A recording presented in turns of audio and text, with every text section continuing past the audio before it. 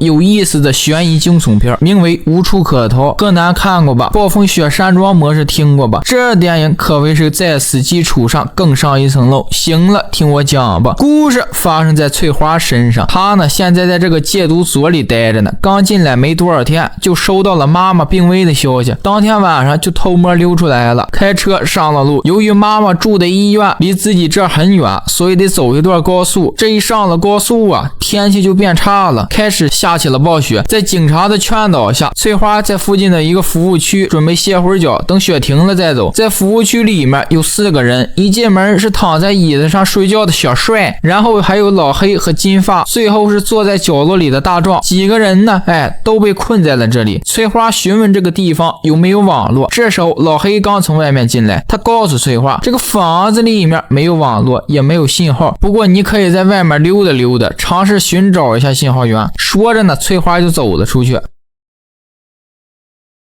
但是他意外的听到了旁边的面包车上传来了动静，等擦了擦窗户，这么一看呢，里面有一个小女孩。翠花尝试打开车门，不过车门已经被锁上了，想报警呢，手机肯定是没信号的，于是翠花就索性的拍下了这辆车的车牌号。进了屋后的翠花仔细打量着几个人，看谁像那个绑架犯，但是这肯定看不出来什么。没一会儿，为了打发时间，老黑提议大家坐一块打会儿扑克啥的，消遣消遣。这玩的时候啊，翠花就问上了，说哥几个都哪的呀？翠花这么问的用意是什么呢？因为她不是把那个车牌号给拍下来了吗？就确定了这个车是哪个地区的，然后再问问这些人是哪的，完事就能推断出绑架小女孩的这个人是谁。兄弟们，我是不是很聪明？这小推理这块的就这么的问出来了。那个车呢是大壮的。确定好后，翠花立马跑到了厕所。现在她呢把这个短信提前编辑好了发送上了，然后把前面的木板给撬开了，钻了出去。出去之后就又把大壮的车门给撬开了，看到了小女孩。这边刚要撕开小女孩身上的胶带时，外面就传来了脚步声。翠花急忙用旁边的地毯盖住了自己，原来是大壮来了，来看看小女孩来了，但却意外发现旁边窗户上的纸板掉了下来。等大壮走后，翠花告诉小女孩自己呢去办救兵去，但是让翠花没想到的是，大壮特喵的又折返回来了，可能是因为车窗上的纸板掉下来了，让他多少有点不放心了。但这一回来就注意到了车门旁边有脚印，按着这个脚印往前走，就是房子里边的女厕所。大壮打开了车门，发现车里只有小女孩一人。翠花这边呢早已从车上跑了下来，来到了厕所，他把小帅叫了进来，把大壮是绑架犯的事告诉了他。现在俩人要联手一块去救小女孩。小帅还拿了把射钉枪作为防身武器，但是小帅呢让翠花先去，自己则是告诉老黑和金发去。就这么的，翠花一个人上了车，帮小女孩解开了束缚，然后从小女孩口中得知，原来绑架她的并不只是大壮一个人，还有一个人。这人是谁呢？这人就是小帅。得知这一情况的翠花急忙的下了车，刚跑到厕所里面，就转角遇到了小帅拿枪指着他。同时老黑这边也察觉到了这个大壮和小帅有点不对劲儿，但妻子金发却劝说老黑不要多疑样。接着咱回到翠花跟小帅这边，小帅夺过了翠花的手机，威胁着他，如果坏了他的事儿，他会嘎掉所有人。随后几个人又聚集在了大厅里，但就在这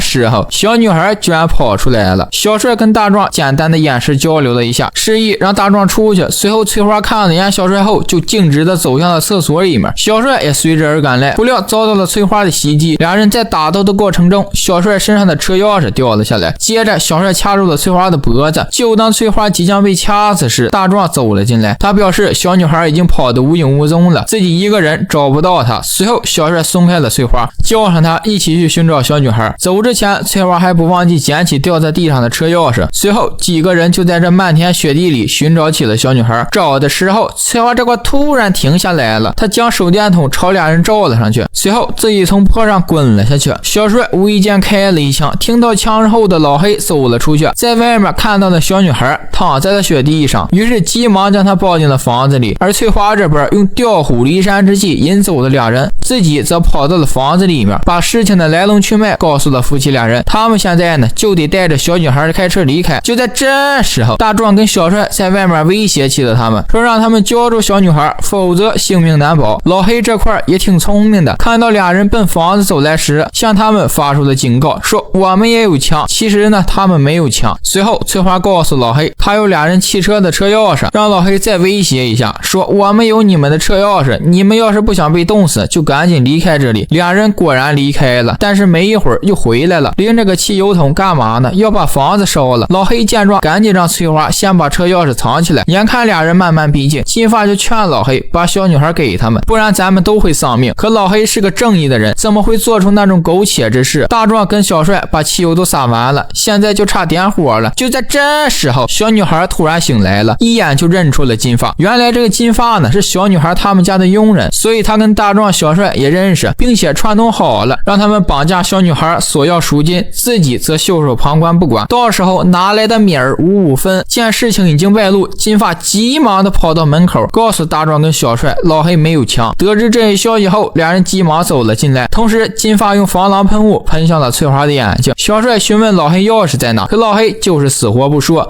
问翠花，翠花也不说，金发也不知道。小帅直接一枪打倒了老黑。金发见状，拿起防狼喷雾就要喷向小帅，不料直接被小帅一枪打倒了。翠花见状，急忙想捡起地上的防狼喷雾，不料直接被小帅踢了一脚。随后小帅攥着翠花的手，竟然直接把她的手钉在了墙上。就当俩人去厕所的时候，翠花让小女孩爬过来，将地上的钳子递给了她。可刚爬过来的时候，大壮跟小帅就出来了。小帅将钉枪对准了小女孩的手，威胁着翠花，说再不说出钥匙在哪就开枪了。翠花见状，无奈说出了钥匙的位置。小帅让大壮看着俩人，自己则是去找钥匙。翠花让小女孩去关灯，吸引大壮的注意力，自己呢则趁机拔掉了钉子。大壮刚打开灯，就被翠花一钳子砸了上去。听到动静的小帅急忙走了进来，只见翠花拿着枪对准了大壮，威胁着小帅把钉枪扔了，否则就崩了大壮。就在俩人对峙的时候，小女孩朝小帅那边跑了过去，一钳子打在了钉枪上，致使钉枪走火，直接打在了大壮的脑门子上。大壮这块处于懵逼中了，